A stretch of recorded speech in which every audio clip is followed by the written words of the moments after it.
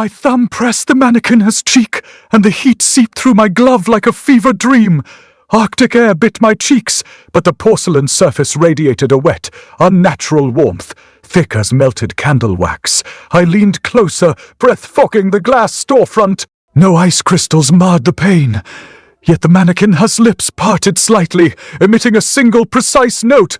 Asterisk the funeral march from my childhood, whistled by my dead mother in the hospital corridor where I stood, cold and alone, waiting for news. The sound vibrated up my arm, a metallic rasp against my bones. I heard it only once before, in the morgue when they opened my father's casket. Same note, same ache. I reached for the photograph tucked beneath the mannequin, as base black and white creased at the corners. My fingers brushed the glass, and the photo she developed, in my palm not printed, but formed like frost on a window pane. There I was, 1800s, standing before this very mannequin, wearing a suit too stiff for the era. My eyes were wide, innocent. The mannequin's face in the photo was blurred, but its glassy eyes seemed to track me. The air thickened with the scent of sulfur and copper like blood mixing with burnt hair. Unseasonal cherry blossoms drifted from the sky, landing on the frozen pavement outside. They crunched underfoot like shattered eggshells. Crack, crack, crack. A sound that echoed the rhythm of the mannequin's note. I pocketed the photograph. It felt warm, almost alive against my thigh. The mannequin's surface glistened where I touched it. I wiped my hand on my coat, but the heat lingered, a phantom burn. Outside, a lone figure walked past the storefront, head bowed, shoulders hunched against the cold. I turned to follow them with my eyes, but the reflection in the glass showed only the empty library aisle behind me. The mannequin's glass front was clear, yet the porcelain face seemed to ripple, as if viewed through thick water. Its eyes held no pupils, only a deep liquid blackness. A whisper, thin as spider silk, threaded through the air. I know you. Asterisk, the words weren't spoken. They vibrated through the glass, through my palm, into the marrow of my fingers. The sulfur scent sharpened, cloying, mixed with the rotting meat smell of old meat left too long in the sun. I blinked, and the mannequin's glass surface flickered, the image of the 1800s photograph superimposed over the present. My face stared back, but older, lines etched deep around the eyes, a shadow of grief I never carried. I stepped back, my boots sliding on the ice, slick pavement. The cherry blossoms kept falling, petals landing on the mannequin's glass, dissolving into dark stains. The funeral note rose again, louder, sharper, a needle pricking my eardrum. I lifted my hand to the glass, palm out. The mannequin. His eyes reflected not the library, not the snow, but my own face. Older, haunted.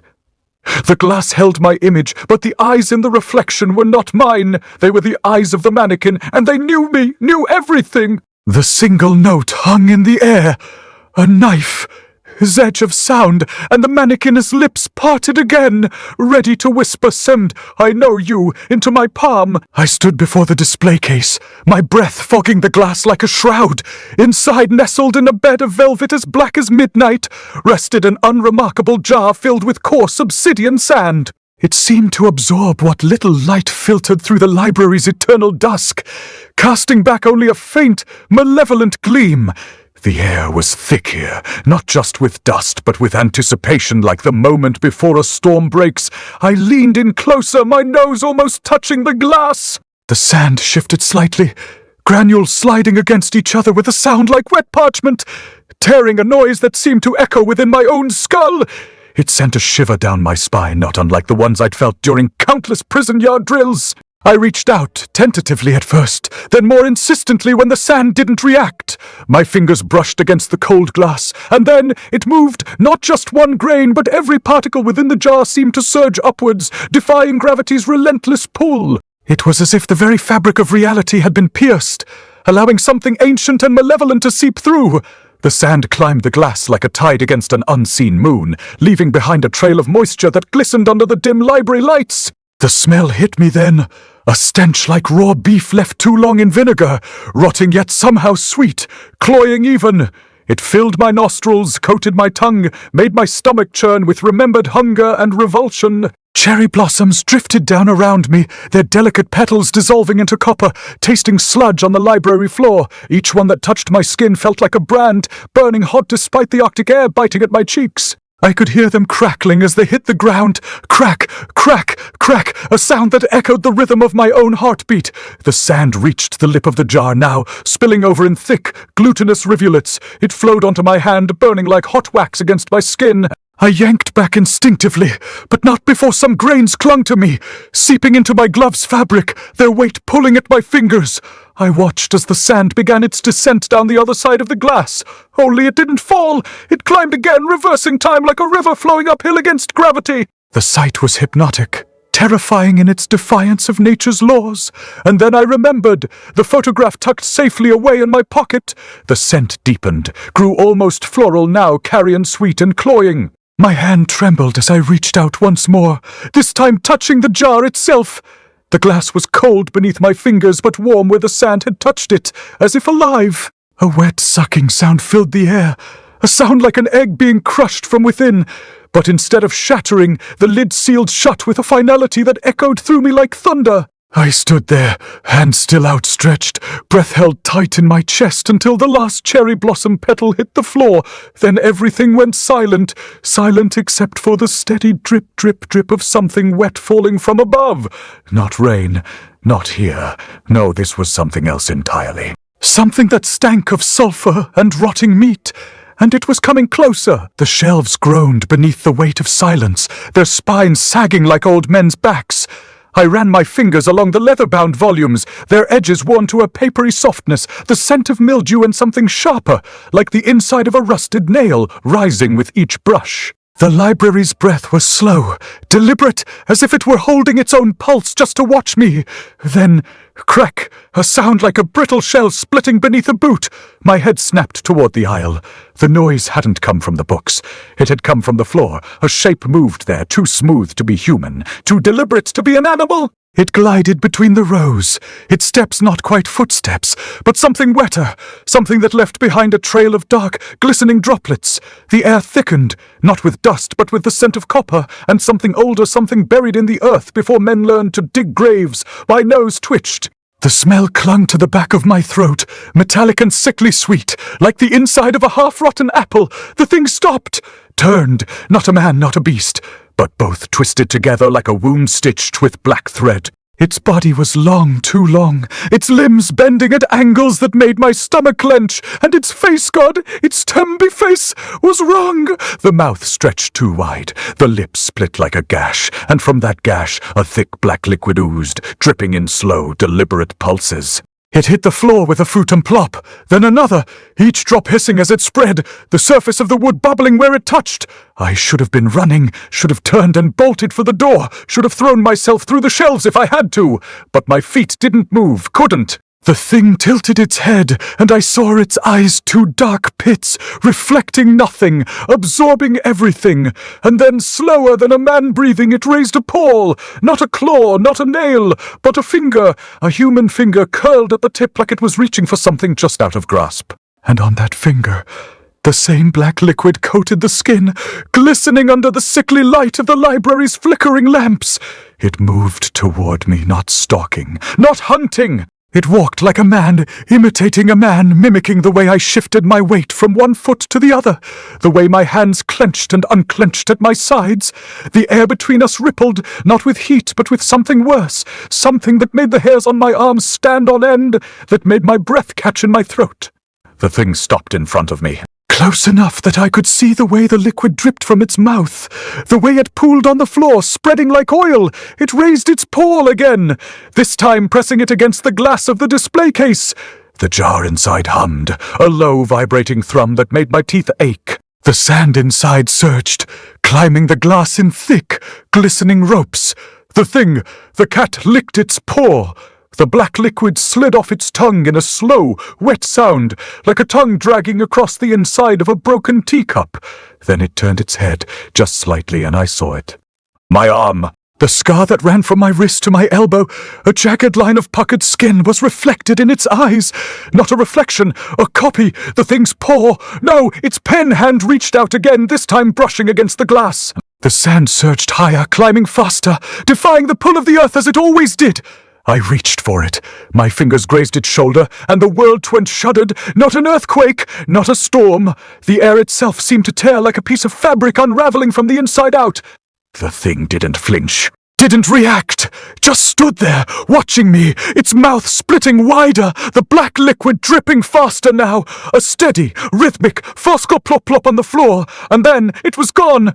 1 second, it was there. The next, nothing, no sound, no movement. Just the echo of its absence, like the last note of a song that never quite ends. I spun, my pulse hammering in my ears, my breath coming in short, sharp gasps. The library was empty. The shelves stretched endlessly in every direction, the aisles stretching like veins in some great sleeping body. And then I saw it on the floor. Not a word, not a name, but Tui something. The black liquid had pooled in a thick, glistening line, spreading outward like ink in water. And in that ink, a shape had formed. My name, not written, drawn. The droplets had arranged themselves into letters, each one precise, each one deliberate. The liquid shimmered under the sickly light, pulsing like a heartbeat, and then it moved. The droplets shifted, rearranging themselves into something else, something worse. A hand, not mine, not the thing's, but another's. A hand reaching up from the floor, fingers splayed, nails blackened and cracked. The liquid dripped from the tips, pooling at the wrist, spreading outward like a stain, and then the hand clenched, fingers curling around nothing. A sound like 1,000 eggshells cracking at once filled the air. The library screamed. The corridor stretched ahead, its walls a lattice of cracked obsidian, each shard reflecting not my face but the faces of others. Men and women I did not know, their eyes hollow, their mouths stitched shut with something dark. I ran my fingers along the glass, not to steady myself, but to confirm it was still there, still holding.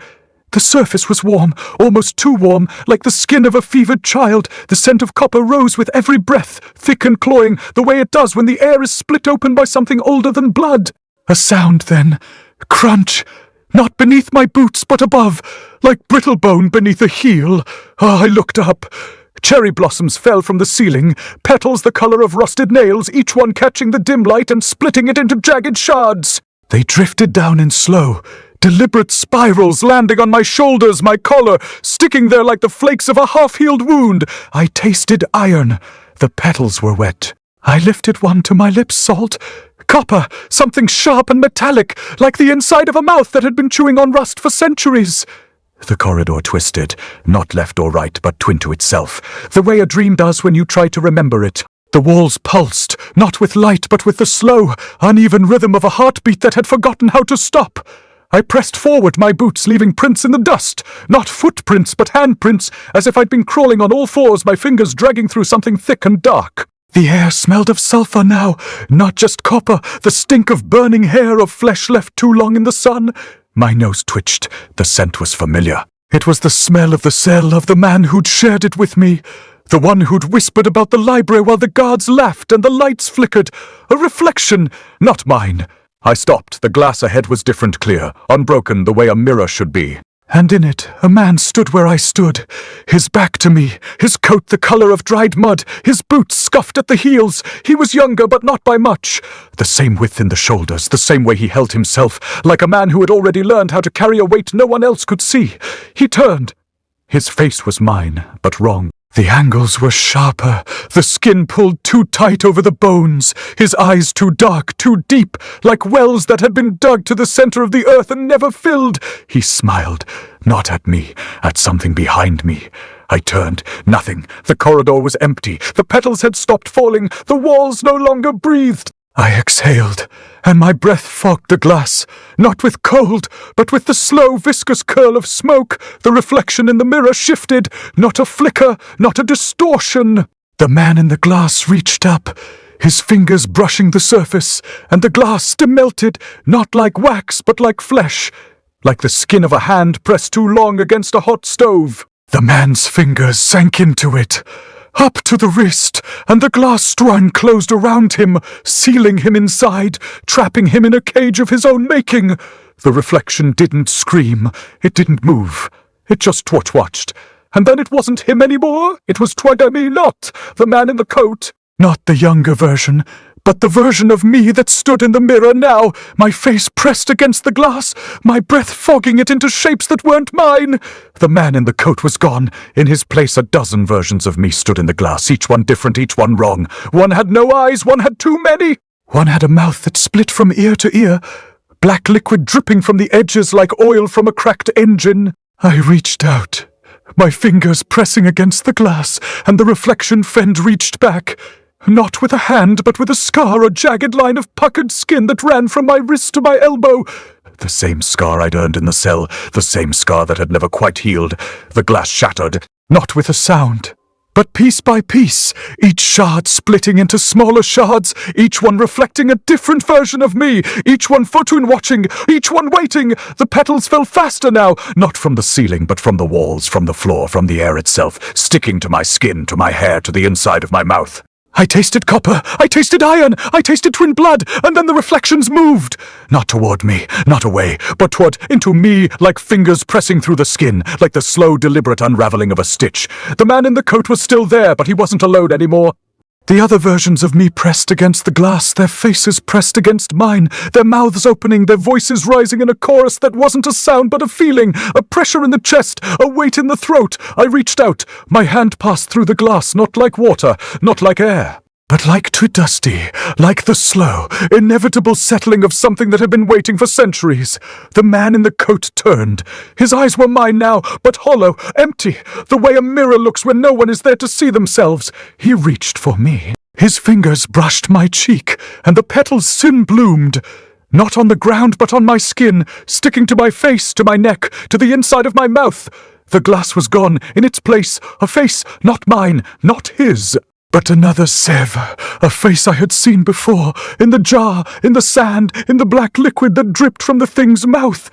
The face in the mirror was the face of the mannequin, the face of the scar, the face of the thing that had been waiting in the dark. It smiled, not with lips, not with teeth, but with twinned eyes, with twin mouth, with the slow, deliberate unraveling of something that had been stitched together long before I was born. And then it spoke, not in words, not in sounds, but in the footy pressure of a breath held too long, in the footy weight of a hand pressing against the glass, in the footy taste of copper and iron and something older, something buried in the earth before men learned to dig graves. I knew that voice. It was mine. The photograph felt brittle in my hand, the edges crumbling like dried leaves. I held it over the brazier, the image of a man in a stiff collar and a dark suit flickering in the heat, a man who looked like me, or at least like what I might have been. What I could have been. The scent of burning paper mingled with the sulphurous tang that clung to everything in this place, a greasy film on my tongue. I watched the image curl and blacken, the faces of the others in the corridor seeming to press closer, their hollow eyes fixed on the destruction. Crack. A sound too sharp, too precise for burning paper. It resonated in my teeth, a tremor in the bone. The photograph dissolved into ash, a fine grey dust that spiraled upwards, caught in the currents of the still, heavy air. It settled, not on the floor but in a small pile at my feet. A perfect miniature cairn of memory. The cat perched on a crumbling pillar watched. Its fur, the color of dried mud, seemed to absorb the light, rendering it a silhouette against the obsidian walls. A single drop of black liquid, thick as tar, plopped from its mouth, landing in the ash. Plink, plink. Another followed, and another, each one a tiny viscous echo of something lost. Then it began, a low mournful whistle rising from the pile of ash. Not a sound, Twimete, but a sound tweet extracted, as if the dust itself were exhaling a forgotten sorrow, the funeral march. I recognized it, though I couldn't place where I'd heard it before. It was a melody of loss, of regret, of a final desperate farewell. The whistle grew stronger, clearer, weaving itself into the air, a tangible presence that pressed against my skin, the scent of copper intensified, sharp enough to make my eyes water. I tasted iron. I stared at the cat. Its eyes, normally dull and opaque, glowed with an internal luminescence, the color of the black sand that lay scattered across the floor. They pulsed with the rhythm of the whistle, like miniature furnaces burning with an unnatural heat. It tilted its head, a slow, deliberate movement, and licked a black liquid from its lips. The sound was a wet rasp like fur being dragged across stone. The ash began to shift, not swirling, not scattering, but T-forming. Slowly, deliberately, the grey dust coalesced, rising from the floor, taking shape. It spiraled upwards, a miniature vortex of memory, and resolved itself into letters. Blocky, uneven letters formed from the very substance of the photograph. Finlium green. The name hung in the air, shimmering for a moment before dissolving, not into nothingness, but into the black sand that coated the floor. The sand rippled, as if disturbed by an unseen hand, and then began to flow, not like water, not like sand, but like a dark viscous fluid uphill, defying gravity. It pooled at the base of the pillar, forming a miniature lake of obsidian. The whistle stopped. The cat blinked, its glowing eyes returning to their usual opacity. The silence that followed was not empty, but pregnant with a waiting, a tension that tightened the muscles in my chest. I knew then. The photograph hadn't been a memory. It hadn't been a recollection of something that had been. It was a prediction, a glimpse into a future that was already unfolding, a path laid out before me, a destination already marked. The realization hit me with the force of a physical blow stealing the air from my lungs. The black sand continued to flow, the trickle becoming a stream, the stream a torrent. It surged across the floor, engulfing the name, erasing it from existence. It flowed towards me, a silent, inexorable tide. I didn't try to stop it. What was the point? The walls pulsed again, a slow, uneven rhythm, like a heartbeat that was trying to drown itself. The scent of sulfur intensified, choking, suffocating. I could taste the dust on my tongue, gritty and bitter. The sand reached my feet, then my ankles, then my knees.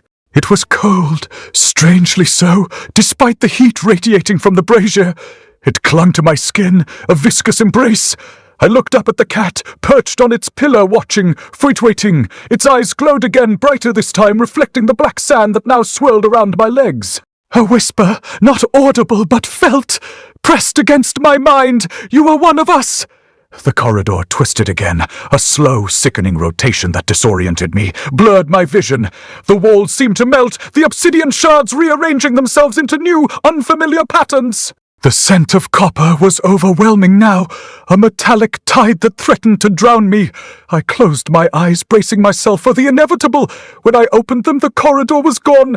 The walls were gone. The cat was gone. There was only black sand, stretching as far as I could see, a boundless desert of memory and regret.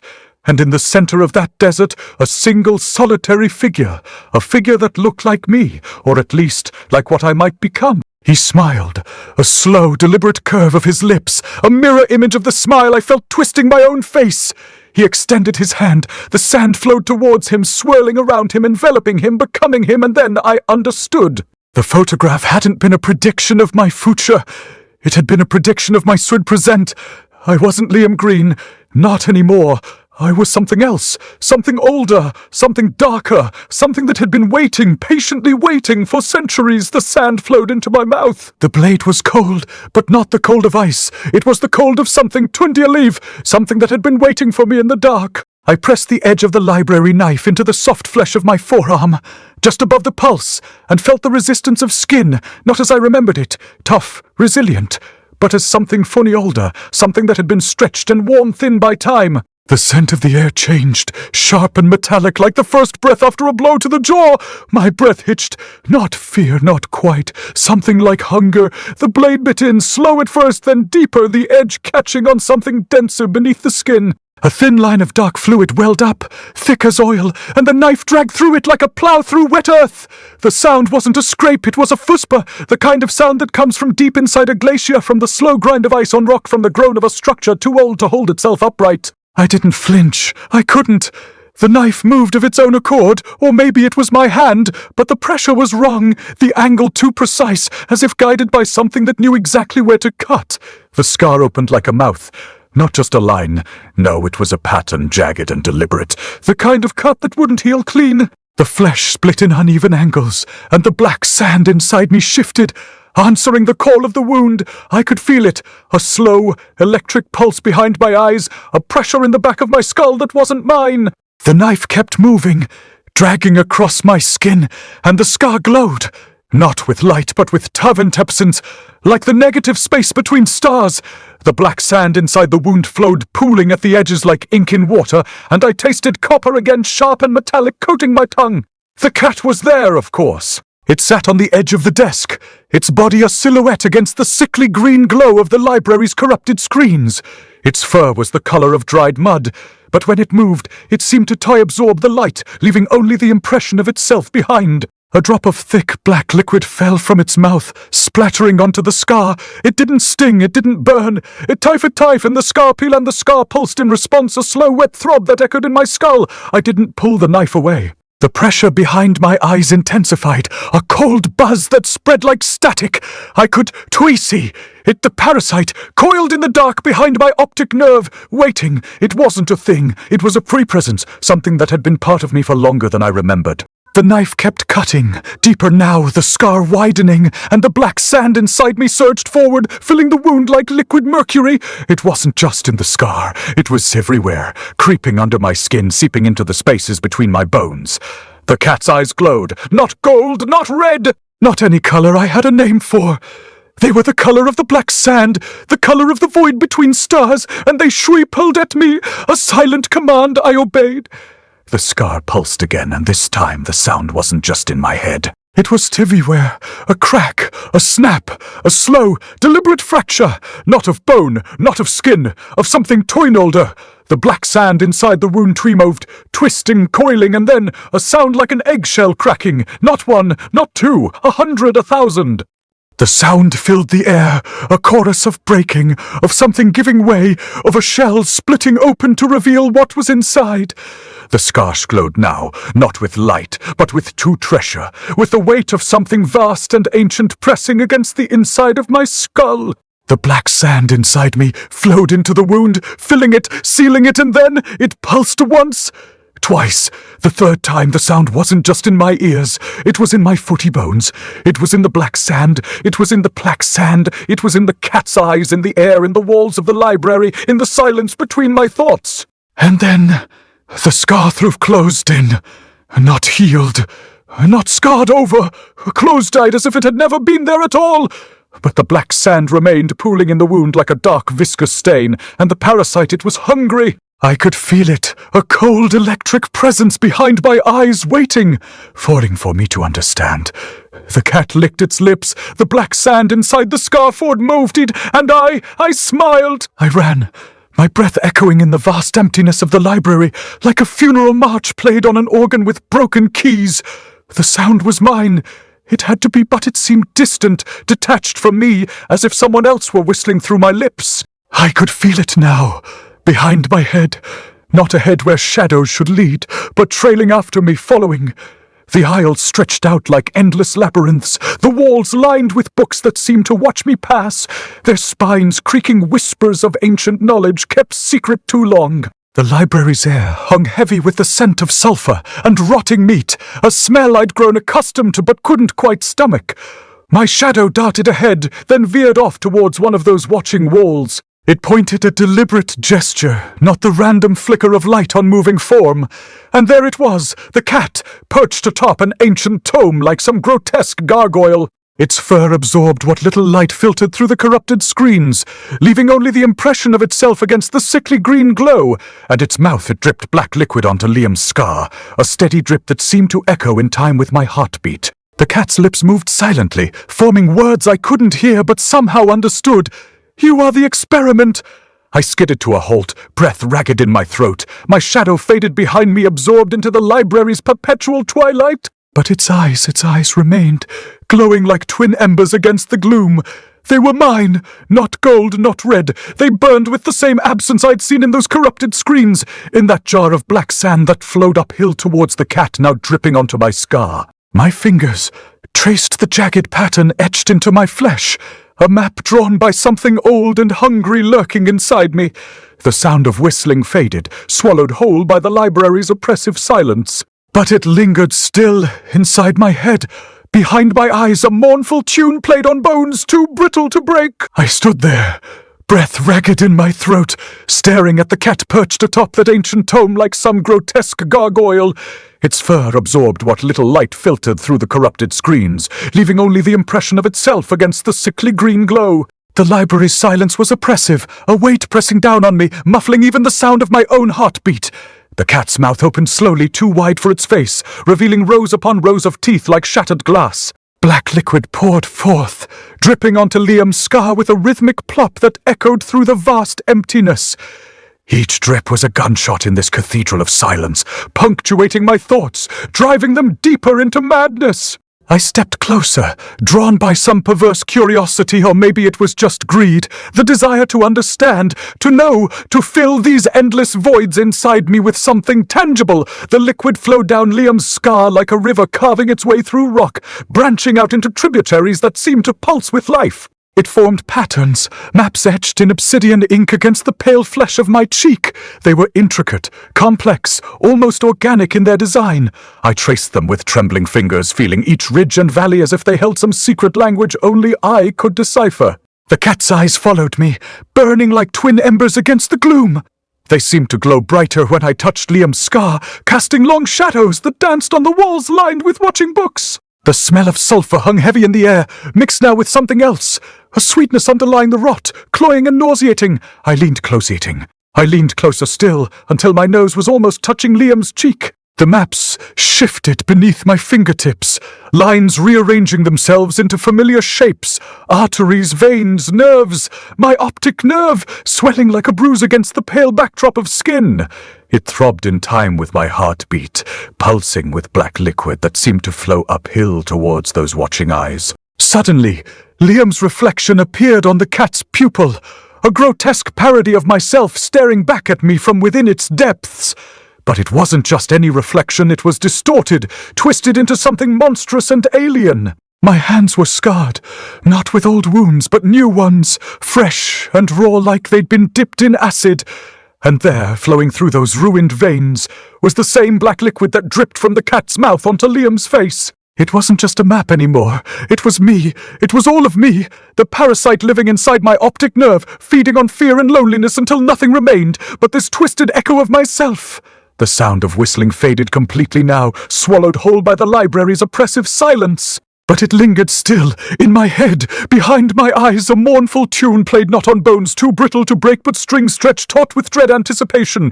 Because I knew now, the cat wasn't just monitoring Liam, it was waiting for something, and whatever that something was, it would happen soon. The echo of dripping liquid seemed to confirm this, each plop resonating deeper than before, like a heartbeat counting down towards some inevitable conclusion. The heat blossomed instantly, a searing brand against my palm, not the clean burn of a flame, but a twisting internal fire that seemed to originate not from the surface, but from the bone itself. I'd intended to cauterize Liam's nerve, to sever the connection, the parasitic tendrils that had woven themselves into my optic nerve, mapping themselves onto his skin. But the fire didn't consume the nerve.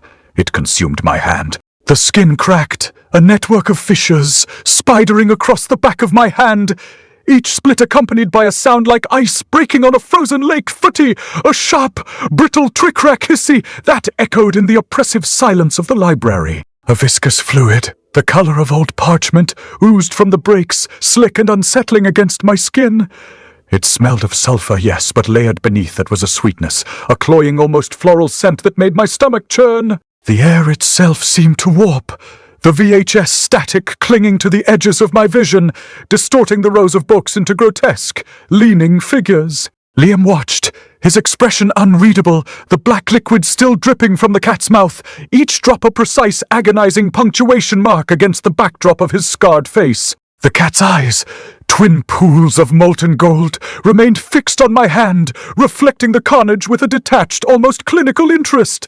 I tried to recoil, but my hand seemed fused to Liam's cheek, the burning sensation intensifying with every twitch. The maps on his skin pulsed, the lines of arteries and veins seeming to writhe beneath the surface. It felt intimate, too intimate, as if I were not merely observing, but twinty becoming part of the architecture of his being. Stop, I rasped, the word catching in my throat, tasting like ash. Stop it! The cat's mouth opened wider, a grotesque parody of speech forming in its throat. A voice not its own rasped from its depth, a voice that felt both alien and disturbingly familiar. The library as the parasite. The words resonated, not just in the air, but within my skull, a vibration that seemed to loosen something deep within my memory. Images flickered forth her childhood bedroom, a forgotten playground, a face I couldn't quite place Goofy, all dissolving into the swirling patterns of the maps on Liam's face. You've been sorting it all along. The statement struck me with the force of a physical blow. A wave of nausea rolled over me, the scent of sulfur and rot intensifying, almost suffocating. My feet began to move, not under my conscious direction, but as if pulled by an unseen force. The floor beneath me felt strangely loose, shifting like sand. I looked down to see the black sand from the jar rising, not flowing but twindy rising from the floor, swirling around my ankles like a miniature obsidian tornado. It clung to my skin, cold and gritty, a tangible manifestation of the voice's words. The library itself seemed to breathe, the towering shelves expanding and contracting, the rows of books morphing into endless corridors. The VHS distortion intensified, the colors bleeding into each other, the once familiar layout of the library dissolving into an impossible geometry. The echo of the cracking ice in my hand seemed to multiply, a chorus of brittle fractures reverberating through the space. Liam's reflection shimmered in the cat's pupil, no longer a distorted parody, but a mirror image of my own face, scarred, twisted, but undeniably mine. The reflection's eyes widened, filled with a silent, desperate plea. The black sand continued to rise, enveloping my legs, my torso reaching for my face. I tried to scream, but the sound caught in my throat, choked by the rising tide of sand. The scent of sulfur was overwhelming now, mixed with the metallic tang of blood and something else, something ancient and indefinable. My vision narrowed, the library blurring into a swirling vortex of black and green. The cat's eye remained fixed on me, an unwavering predatory gaze. And then from its mouth, a single drop of the black liquid fell, not onto Liam's scar, but onto my own face. It tasted like ash and regret. The liquid coalesced, spreading across my cheek, forming letters between the letters of a name. The letters shifted, rearranged themselves, forming a single chilling word, library. Liam walked into the library center, each step a slow surrender to the black sand rising from his feet. It wasn't flowing down the aisles. It climbed, defying gravity in thick, viscous ribbons that coiled around his ankles like living shadows. The sand didn't whisper. It hummed, a low, grinding dirge that vibrated up his bones, a funeral march played on broken glass. I felt it in my teeth, in the hollow of my chest, cold, metallic like copper filings in the air. Cherry blossoms fell from nowhere, petals dissolving into copper dust before hitting the sand. The sound was a dry hissy like rotten meat sizzling on hot stone. The dust settled, swirling into the sand, and the scent of sulfur and decay deepened, cloying like spoiled honey. The sand rose higher, covering my neck, my jaw, each grain pressed against my skin with a gritty ferruspa, cold and sharp as broken pottery. My mouth opened without my will, the black liquid oozing from my lips, thick tar, like smelling of iron and old blood. One drop, two. They fell onto the jar resting on the library floor. The jar, empty moments before, now held a pool of darkness. I watched the liquid form letters on the glass, shifting, dissolving, rearranging, but the words blurred in my VHS glitching vision. The sand's hum intensified, a bass note thrumming through my ribs, then stopped. Absolute silence. The air grew heavy, not with weight, but with anticipation. The library exhaled, a slow, wet teen hail that carried the scent of wet parchment and rot. Then the sound, a sharp, clean crack, like an eggshell splitting under a thumb. Not from the jar, from my own skin. The sand had covered my face, and now it was rising. I tried to scream, but only a trickle of black liquid escaped my throat, dripping onto the jar. My reflection flickered in the glass, not my face. Liam's face, but overlaid with the parasite, the maps of arteries and veins spreading across his skin like glowing circuitry, the molten gold eyes of the cat burning in the reflection. The maps pulsed, the lines writhing beneath his skin, and I saw it, the parasite's tendrils, thick and pulsing, snaking from the scar on his cheek, coiling around his neck. His mouth opened wider in the reflection, not in speech but in a silent scream. The black liquid in the jar bubbled, forming a word I'd never spoken, Thuilium. The sand climbed my torso, cold and gritty as wet ash. It pressed against my eyes, a thick film of black. I felt the library breathe again, a deep, wet twinhail. That echoed in the marrow of my bones. The cherry blossoms fell faster now, dissolving into copper dust that mixed with the sand. The air tasted like blood and sulfur, the scent of a wound left to fester. The reflection in the jar shifted. Liam's eyes widened, filled with a plea I couldn't hear. His mouth opened, and the black liquid dripped from his lower lip, not onto the jar, but onto his own chest, where it pooled, forming a new word, the T-library. The sand rose higher, covering my nose, my mouth. I couldn't breathe. The final sound was a wet tweck, like an eggshell breaking under a heavy foot, and the library breathed.